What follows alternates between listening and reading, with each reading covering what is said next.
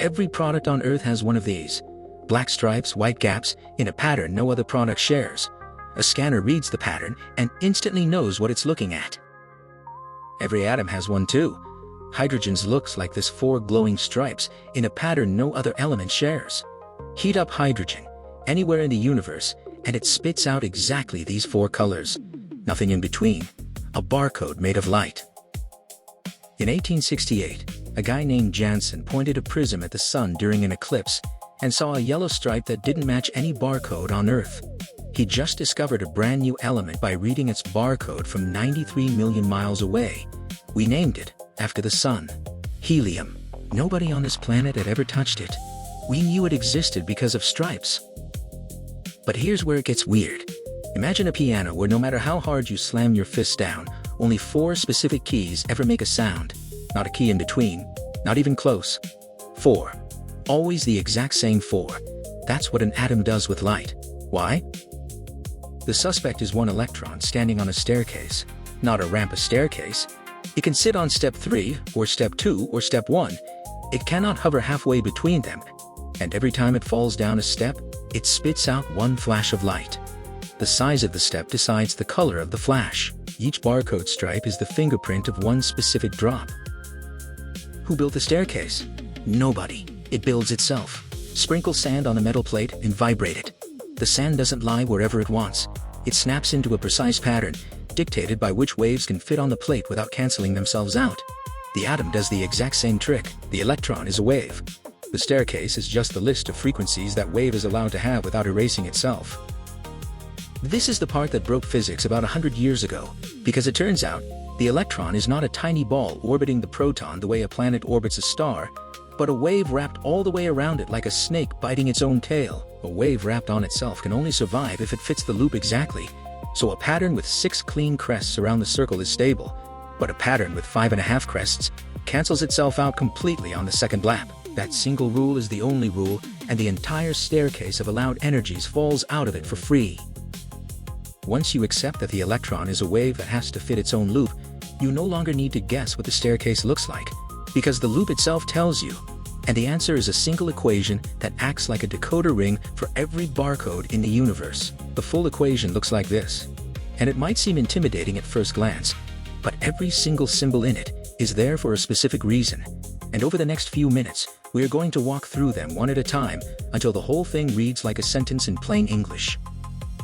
We start with the strangest looking part of the whole equation, which is the minus sign sitting out front, because a minus sign in physics usually scares people and makes them assume something is wrong. But in this case, it is the entire reason atoms hold together at all. Picture the electron as a little glowing marble sitting far below a surface line, where the surface represents the moment the electron is finally free of the proton, and we have agreed to call that level 0. Everything below the surface, all the way down to where the electron actually lives, is by definition a negative number. And the deeper the marble sits, the more energy it would take to lift it out, which is exactly what we mean when we say the electron is bound. So the minus sign in the equation is not a mathematical quirk. It is the visible scar left behind by an attractive force, and the moment that minus sign disappears, the atom has come apart. The next symbol in the equation is the mass of the electron. And at first this seems boring because of course the mass shows up. The electron is the thing doing the orbiting, but the deeper reason is far more interesting than that. Heavier things sink deeper into whatever is pulling on them, the same way a bowling ball makes a steeper dent in a trampoline than a tennis ball does, and the electron sinks into the proton's pull in exactly the same way, so a heavier electron would sit deeper in the well and need more energy to climb back out. Nature actually gives us a way to test this, because if you swap the electron for its overweight cousin called the muon, which weighs about 200 times more, the entire atom shrinks and the energy levels become about 200 times deeper, exactly as the equation predicts, which is one of the cleanest experimental confirmations that the mass really does belong right there in the formula. Now we hit the part of the equation that almost everyone, including most physics students, finds genuinely confusing on first contact, which is that the electron's charge is raised to the 4th power instead of the 2nd, and the question of why deserves a real answer rather than a hand wave. Think of charge as a volume knob on the attractive force, where turning the knob up makes the proton pull on the electron louder, except that this knob is wired into the system twice, once because the strength of the pull itself goes up, and a second time because the size of the orbit also shrinks in response to that stronger pull, so the electron ends up closer and on top of being pulled harder. Those two effects compound. So when you double the charge, you do not get a system that is twice as tightly bound. You get one that is roughly 16 times deeper.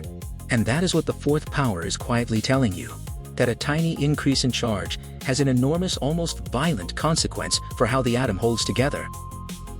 The next symbol is the strangest one in the whole equation, written as a lowercase epsilon with a small zero next to it, and what it secretly represents is the stubbornness of empty space itself, the degree to which the vacuum between the proton and the electron resists, letting them feel each other at full strength. Vacuum sounds like the absence of anything, but the real universe behaves as if the vacuum has a built-in stiffness, a hidden electrical fabric that softens every charge-to-charge handshake by a precise factor, and the value of that factor is locked in by the geometry of reality at a level deeper than chemistry, or atoms, or anything you can hold in your hand. If the vacuum were a little less stiff, the pull between the proton and electron would be stronger, the atom would shrink, the energy levels would deepen, and the entire periodic table would look different. So when this constant sits in the denominator of the equation, it is quietly telling you that the size of every atom in your body is tuned to the electrical stiffness of nothing at all. Now we reach the symbol that secretly does the most work in the entire formula, written as a lowercase h, and what this letter represents is the single discovery that split physics into two eras, because before h, energy was assumed to flow smoothly like water from a tap, and after h, energy was understood to come only in tiny indivisible drops. Max Planck did not invent this rule. He was forced into it by experiments that refused to make sense any other way. And the number that fell out of those experiments is so small and so weird that it feels less like a measurement and more like a law etched into reality itself, telling the universe what the smallest possible unit of action is allowed to be. The fact that h sits squared in the denominator of the equation means that the entire size of the atom is set by this number.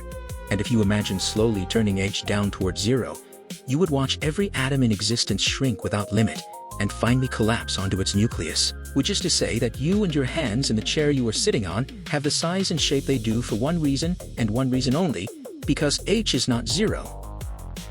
Sitting in the denominator of the equation, looking embarrassingly out of place next to all the deep physical constants, is the plain integer 8, and almost every textbook in the world walks past it, without saying a single word about where it came from, which is a shame, because the story of that 8 is actually a small lesson in how physics gets made.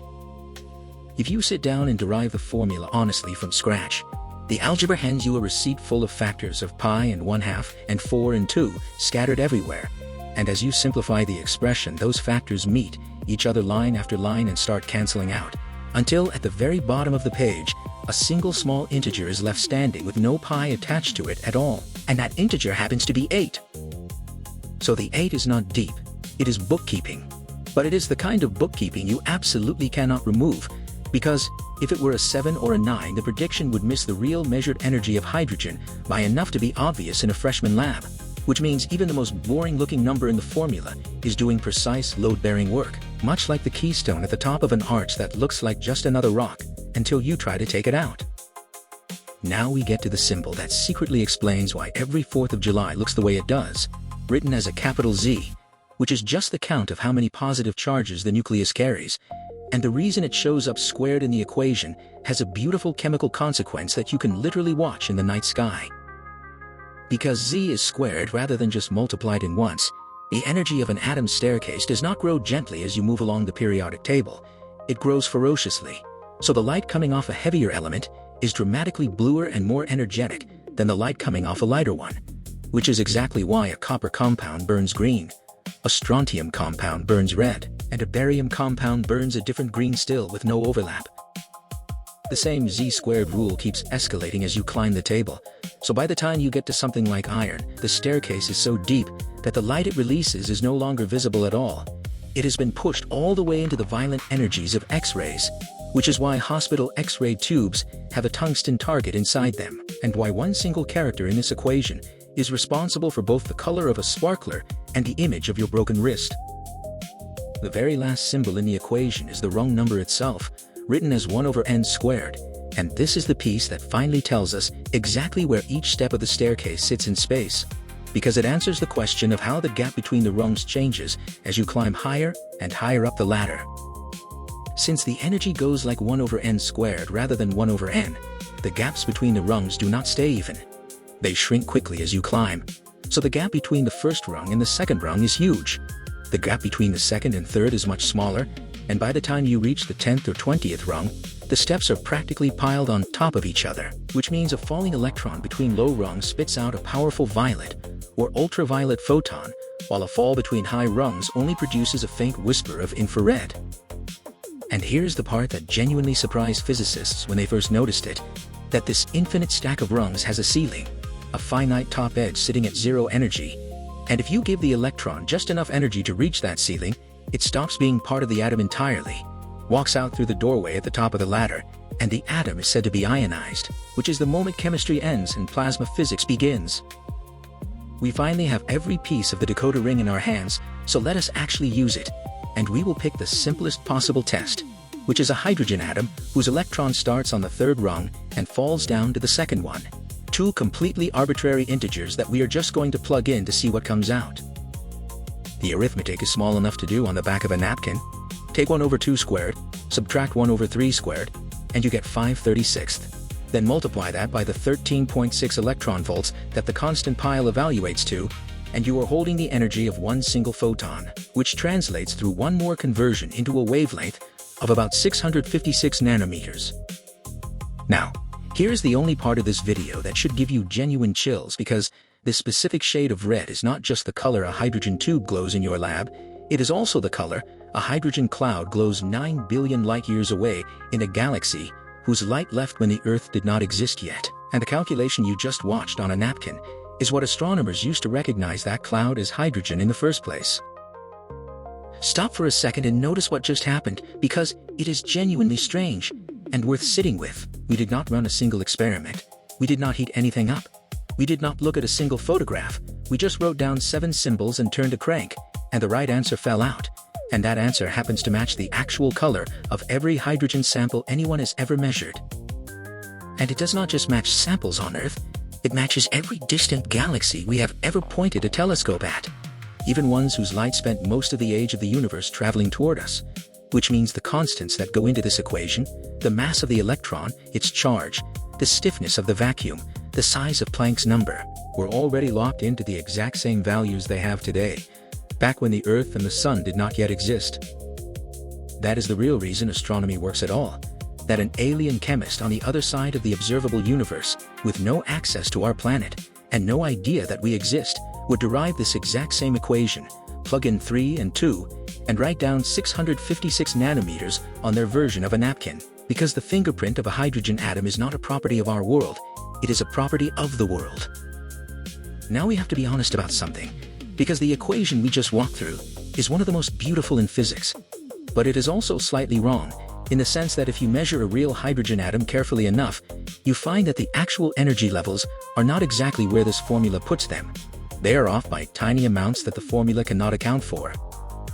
The reason is that real electrons are not a single neat circular wave wrapped around the proton. They are stranger and blurry clouds with weird geometries, dumbbells and clover leaves, and lobes that point in specific directions, and they obey a much harder equation called Schrödinger's, which contains all the extra subtleties that the Bohr formula politely ignores. But the cracks in the blueprint do not erase the blueprint, because every single one of those subtler effects is a small correction sitting on top of the staircase we just built. So the Bohr equation is not the final answer. It is the scaffolding on which the real answer is constructed, and the simple act of plugging integers into 1 over n, f squared minus 1 over n I squared, still gets you the right color of red to within a fraction of a percent, more than a century after a young Danish physicist scribbled it down for the first time. Hold up your hand and look at it for a moment. Really, look at it. Because every atom in those fingers is running this exact same equation right now, with electrons climbing and falling along their own private staircases, each one obeying the same handful of constants we just dissected, no matter what mood you are in or whether you are paying attention to it. The strangest part is not that the universe runs on rules. The strangest part is that we figure them out. That a few generations of stubborn people staring at glowing tubes and prisms managed to write a decoder that turns 4 scribbled symbols into the color of starlight from across cosmic time, and once it is written down, it works whether you understand it or not. The way gravity worked perfectly well for billions of years before anyone thought to put it in a sentence. So the next time you look up at the night sky and see a star, remember that the light reaching your eye is a literal language, that every wavelength in it is a syllable left behind by an electron jumping somewhere, and that with the decoder we just built you now have everything you need to read it, one barcode at a time. If that is the kind of thing you want more of, the next video tackles the question of why some of those jumps are not allowed to happen at all, and the answer is even weirder than the staircase.